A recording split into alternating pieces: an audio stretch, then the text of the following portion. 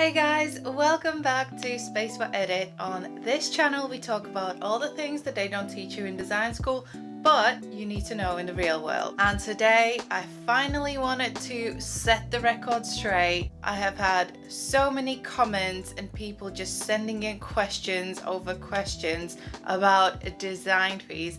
I've created two videos already explaining my thought process, my kind of tips and tricks, and I thought that was enough. I thought that, I'm already giving you kind of all those basic steps or starting points, but there's still questions and people still kind of want to know just right, well, how much should I charge for this and how much should I charge for that?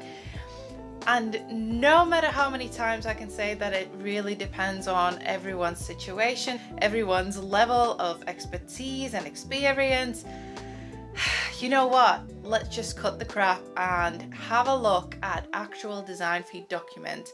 I'm gonna take you guys all in and reveal what I charged for a project a couple of years back. No, a couple of years back, that's before COVID. 3 to 4 years back, I think. And this was when I was still freelancing, when I was doing my own project. So, I was my own boss. At the moment, I am working for a company, so things are a little bit different. I don't really need to worry that much about the money side of things. But when you are self-employed, when you are doing it for yourself, you really need to think about covering your own back. And this is from all points of views, from terms and conditions, from making sure you charge enough. So if you want to know more the structure, how to form your design fees, then make sure you go and check out both videos actually down in the description box, okay? And then watch this video or continue watching this and then go and watch those two videos. So I've got those fees right here. Let me take you in. Let's sit down, have a look through. I'll talk you through it, what I charged for how many hours and why I did it, what happened in the end as well, because that is an interesting story and a plot twist as well. So, right, let's get on to it. Okie dokie, so here is the document that I submitted to my business partner. So on this project, I worked with another person who initially got us the inquiry, the project. So he was taking on more like the lead of the management, the project management, and maybe managing the client, whereas I was responsible for the visual side of things and the interior design side of things. So at first, let's just have a look what we have here. And like you can see, my old kind of business name was very simple, my name, surname, which has now changed, and interior design. This area here had all of my contact details, my account details, and just things like that. So obviously I don't want to share that with the rest of the world. So the first page is just a little welcome. So you got your project name, your client, date of issue. So this gets changed in case there's any revisions later on down the line, and just a little welcoming brief, a little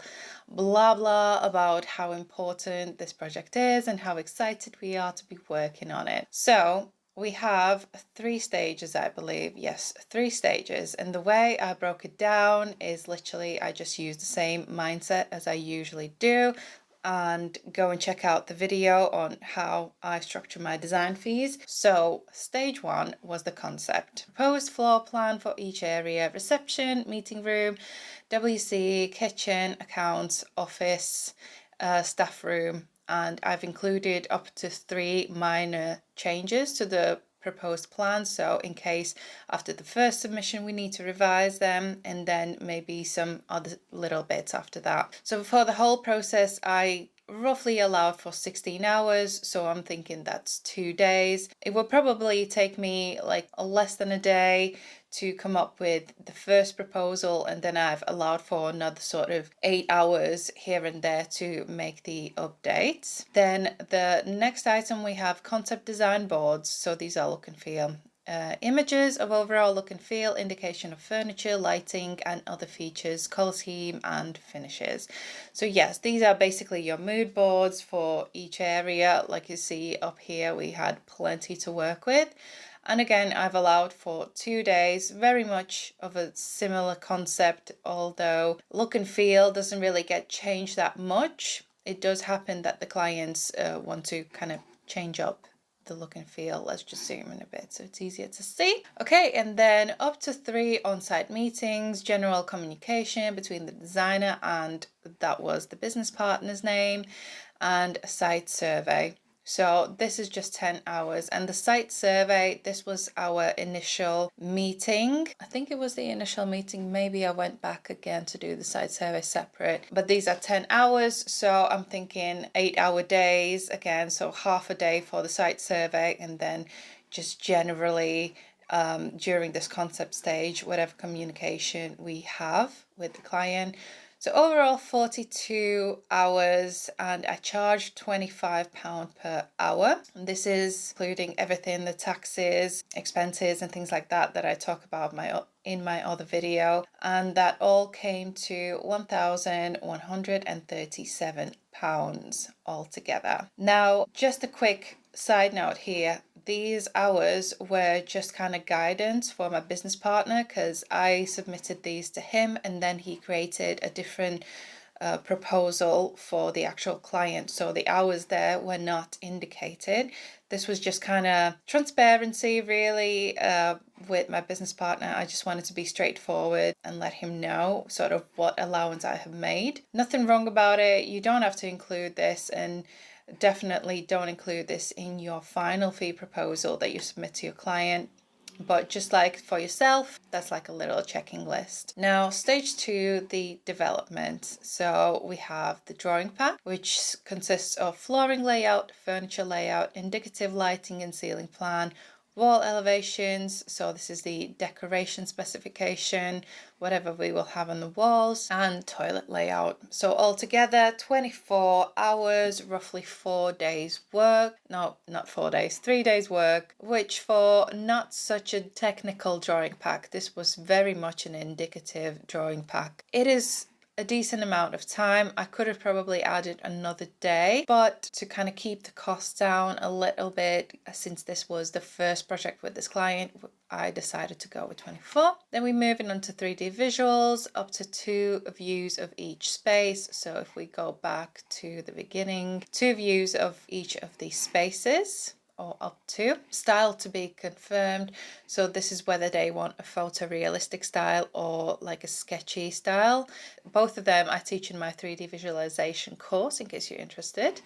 45 hours, so roughly 5.5 days. Is that correct? Is that's working fine? So obviously 3D concept is a lot. 3D work is a lot to work on. And to be honest, if it was for photorealistic visuals, I would probably allow for even more. But in this situation, allowance for 45 hours. So this is everything, including building up the model, adding your design, finishing the final renders. So you know, when you start to think about 45 hours, probably isn't even that much. And physical sample board, 8 hours. This is really just calling up your suppliers, gathering different samples and creating that physical touchy-feely board. I think at the end we didn't even end up creating a board as such. I just had loads of samples that I laid out in the meeting, and we kind of had a very dynamic energy about it. So that was that 8 hours to kind of do all that. I think that's quite a generous allowance, but I always like to leave in a bit more flexibility in there because you never know. Then up to 2 on-site meetings, general communication, designer and site survey. So there you go. Again, just the flexibility there, a little bit of bounce for all the back and forth that's going to be happening during this stage. Altogether, we have 85 hours. So for stage 2, it is just under £2,300. So it's quite a hefty part here because quite a lot of work is done in this stage. And then stage 3, so this was the delivery of the concept. So we're looking at FF&E schedule. This is the specification of all the furniture, fixtures and equipment, if there is any. To gather all of that information, put it on a quote, I allowed for 2 days work. Briefing and liaising with contractors, up to 3 on-site meetings, 20 hours. So I was thinking kind of in a half a day stretches. So usually as you get to the site, you kind of waste, well, not waste, but you spend there at least you know for 3 to 4 hours. So up to 3 on-site meetings, and obviously a little back and forth with the contractors as well. Liaising with the project manager. So like I said, I was not taking on the PM role here. That was my business partner's role. So I allowed some time in there for that communication as well. And finals resting on site, 12 hours. So I was thinking maybe a couple of days or maybe a full day, and then I would have to go back and add on a few more extras the following day, or maybe even do a full 12-hour day. You never know how these things play out. And that is really just the styling of the space and making sure all the furniture is in the right place and everything is looking nice and the way I envisioned it. So total for stage 3, 56 hours, which was £1,512, and the grand total was 183 hours estimated, and it came just under £5,000. So if you think about the project right from the beginning, from your conceptual stage all the way through design development, detail design, and even delivery on site, all came just under £5,000. Then what you can see under here is just a general inclusions and exclusions, just a general chit chat, then wrapping up with kind regards and all of that. And then I also like to attach terms and conditions to all of my design fee proposals. Just the small print, really covering your back, ironing out all the detail. I'll be honest with you guys, this is really a mixture of me picking up bits and bobs from all the places that I've worked all the time, and I've kind of just made it up to suit my own business. So this is not something that has been approved by a lawyer. Yeah, so officially this hasn't been approved, but for me, for my peace, and so I can sleep at night, this was plenty. What happened next was I had to revise my costs because my business partner wasn't quite feeling it when it came to the total cost. Basically, his argument was that my 5k plus his project management fees would come to over 10% of the whole project value, and because of that he felt like we needed to lower the fees, which at that point I wasn't really keen on, but because I needed the job and I wanted to get this job in my portfolio, I did that. And the way I did it, instead of faffing about with changing my hours, I just lowered my hourly fee down to £20 per hour, which is tight. It is tight when you're running your own business, when you're paying your own bills from your own pocket. It is tight. So at the end, this was the outcome. It was just over £3,500, and we agreed that it will be paid in 3 installments. So first 50% was paid in the beginning, even before commencing our work. Then the next 25% was paid after delivering stage 2, and then the following 25% will be paid upon completion. That was within 30 days. And the way it unfortunately turned out was that we had a bit of a mishmash situation somewhere down after stage 2. I'd say after submitting stage 2, my business partner went silent. It was time to receive the next 25% payment, and I didn't hear back from him. And I didn't hear back from him for quite a while. I think it was a few months, good 5 months, I think at least 4 or 5 months. And eventually I did chase him down and I got my 25%. But obviously in between that time, the relationship with the client was all messed up and I've kind of just given up at that point. And I ended up going back to being employed. I left self-employment, and yeah, so unfortunately the project didn't finish where we initially thought it will go. And it is a bit of an experience that I've left behind with a sour taste in my mouth. But hey ho, this is life. This is the life of an interior designer, and this is how you figure things out. All right, so that's that. That's the goss. Those are the details. That's how I created this design for you document for the project. And obviously an interesting experience, and definitely one that I don't want to go through ever again. But like I said, you learn from these things. You learn from every single project that you do. With the next one, your perspective is completely different. Well, not completely different, but you are one step ahead almost, and you kind of understand what you are doing better. So I hope this was useful. Obviously, don't take this as the Bible. This is just my experience.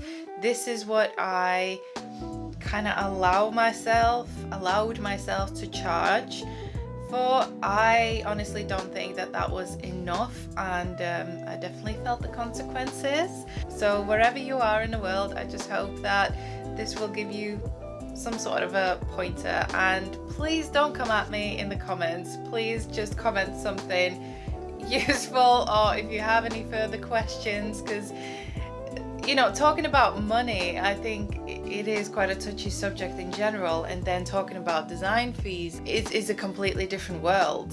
So for me to open up like this is a big deal. I hope you appreciate it, and I'll see you in the next video. And if you have some time, then make sure you stick around for these videos and check out any others that you might be interested on my channel. Make sure you hit the little like button below. That really helps with the algorithm. It tells YouTube that this content is useful. Subscribe if you haven't. Click the bell for notifications for any other content coming out. A lot of good stuff coming this year because this girl's on the ball. And if you want some more behind the scenes of whatever is going on and what is coming up on this channel as well, follow me on Instagram. I'm there all day, every day. Yep, guilty for that. Guilty as charged. So if I don't see you there, then I'll see you in the next video. Bye.